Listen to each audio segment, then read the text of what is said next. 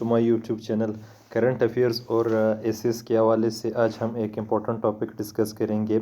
हमारे आज का टॉपिक है बैड गवर्नेंस इन पाकिस्तान। इस टॉपिक को आज इंशाल्लाह हम समझेंगे। हमारे टॉपिक का आउटलाइन कुछ इस तरीके से हम बनाएंगे। स्टार्टिंग में इंट्रोडक्शन के बाद हम लिखेंगे काजेज़ ऑफ बैड गवर्नेंस इन पाकिस्तान, कि पाकिस्तान में बैड गवर्नेंस के काजेज़ क्या है।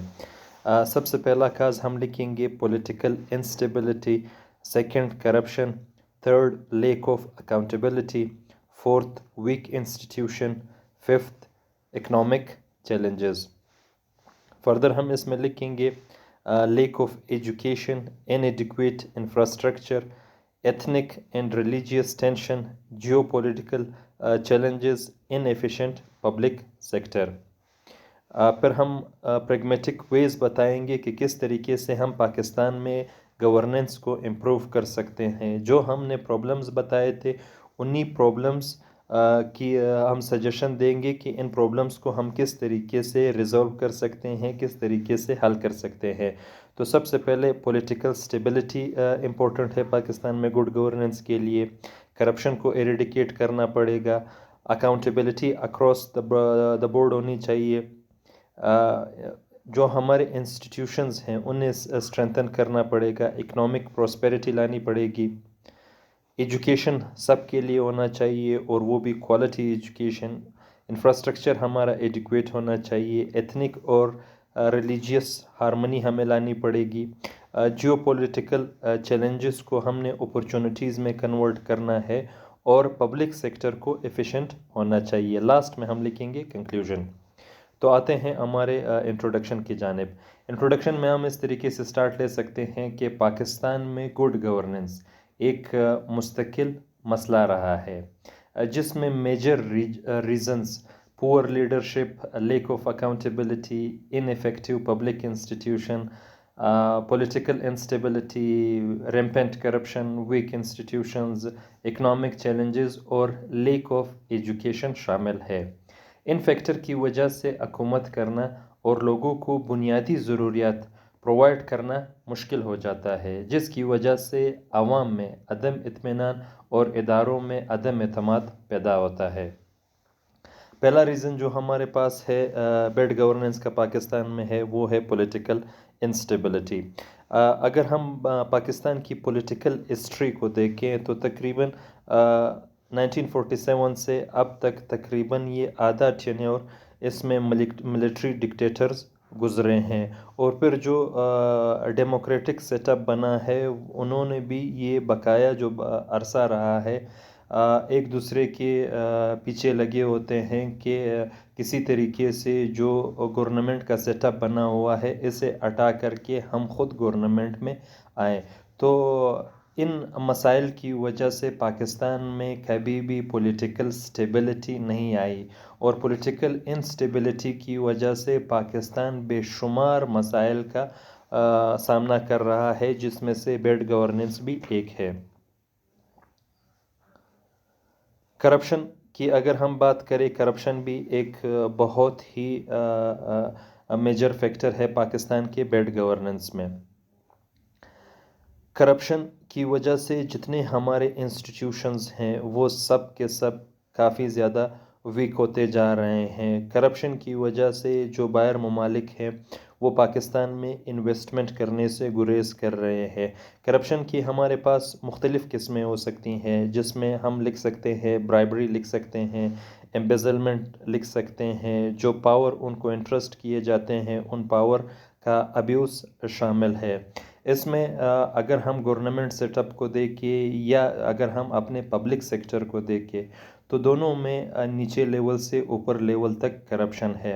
अगर हम गवर्नमेंट में जो हमारे पॉलिटिकल लीडर्स हैं उनकी अगर हम बात करें तो करप्शन अभी वो यहाँ इस हद तक पहुँच चुकी है कि जो ठेके वगैरह अनाउंस होते हैं इसमें 10 से 15% जो मुतलका मिनिस्टर होता है वो इसमें अपना कमीशन नाजायज़ लोगों से लेता है, और जो नौकरियां होती है जो कमीशन से हट करके जिसे एडवर्टाइज़ किया जाता है بہت ہی مشکل اس میں ہوتا ہے کہ کوئی غریب بندہ اس میں نوکری پا سکے.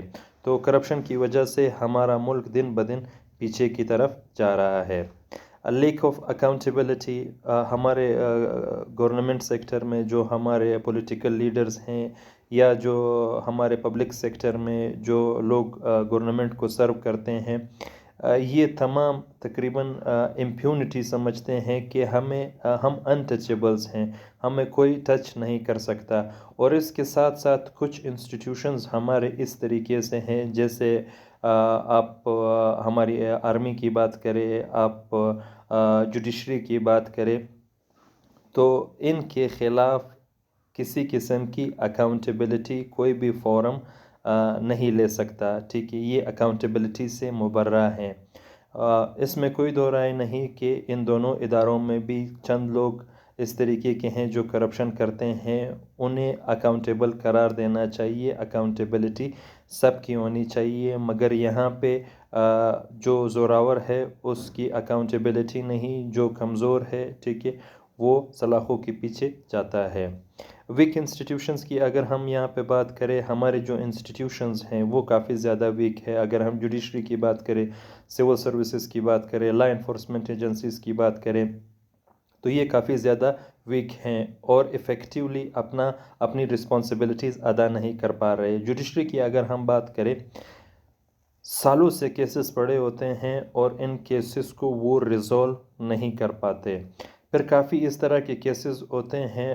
ہماری اسمبلیوں کو اگر ہم آج دیکھتے ہیں تو جو کنوکٹ لوگ ہوتے ہیں، جن پر جرم ثابت ہوتا ہے، وہ گورنمنٹ کا حصہ ہوتے ہیں، وہ بیوروکریسی کا حصہ ہوتے ہیں، وہ مختلف انسٹیٹیوشنز کے ہیڈز ہوتے ہیں. ایک کرپٹ بندہ جس پر کرپشن ثابت ہو چکی ہوتی ہے، وہ کس طریقے سے گورنمنٹ کو یا گورنمنٹ کے اداروں کو سرو کرتا ہے. تو یہ ہمارا ایک میجر پرابلم ہے کہ ہمارے جو انسٹیٹیوشنز ہیں وہ کافی زیادہ ویک ہیں. اس کے ساتھ ساتھ اکنامک چیلنجز پاکستان کافی عرصے سے فیس کر رہا ہے.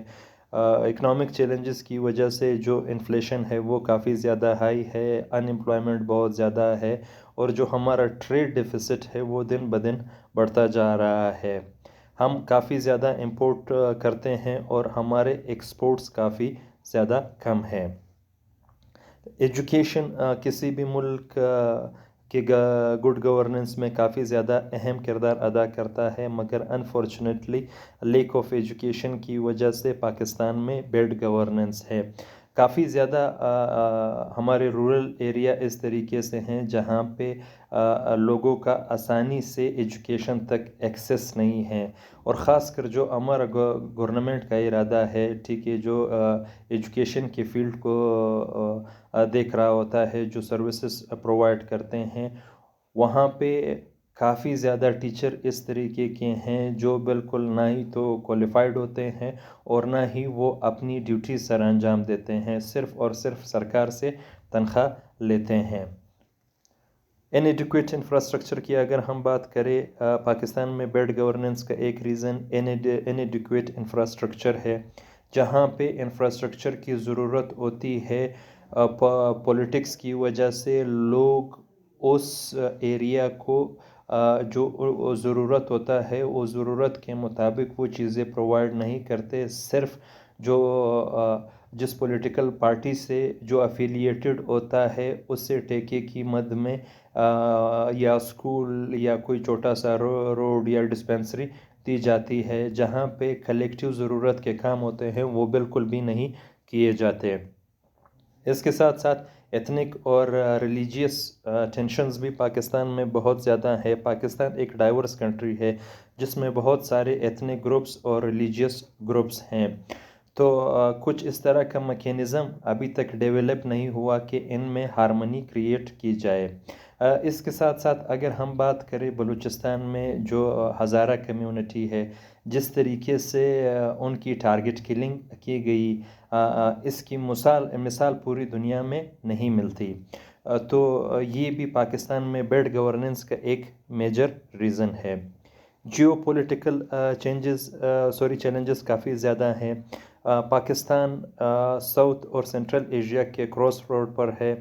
پھر خاص کر جو اس کے نیبرنگ کنٹریز ہیں، ان میں اگر آپ افغانستان کی بات کریں، آپ انڈیا کی بات کریں، تو افغانستان میں ڈیکیڈ سے مسائل چلے آ رہے ہیں اور وہ سپر پاورز کے لیے ایک پلے گراؤنڈ بنا ہوا ہے، جس کی وجہ سے پاکستان بھی ہمیشہ اس سے افیکٹ ہوتا رہا ہے۔ اور ساتھ ہی ساتھ پاکستان کی دوسرے سائڈ پر انڈیا، جو پہلے دن سے ہی پاکستان کا سب سے بڑا انیمی ہے، تو پاکستان اس وقت جیو پولیٹیکل چیلنجز کی وجہ سے بھی بیڈ گورننس میں پھنسا ہوا ہے۔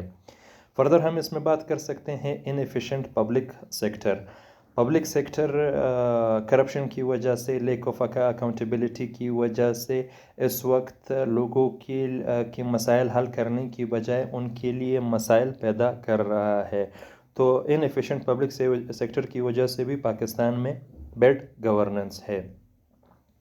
تو جو چیزیں ابھی تک کنکلوڈ ہم اس طریقے سے کریں گے کہ جو چیزیں ہم نے ڈسکس کی، political instability, corruption, lack of accountability, ان تمام چیزوں کو، ان تمام پرابلمس کو اگر ہم ریزولو کریں گے تو اس میں کوئی دو رائے نہیں کہ ہم گڈ گورننس کی طرف جا سکتے ہیں اور دنیا کے ترقی یافتہ ممالک کے صف میں شامل ہو سکتے ہیں۔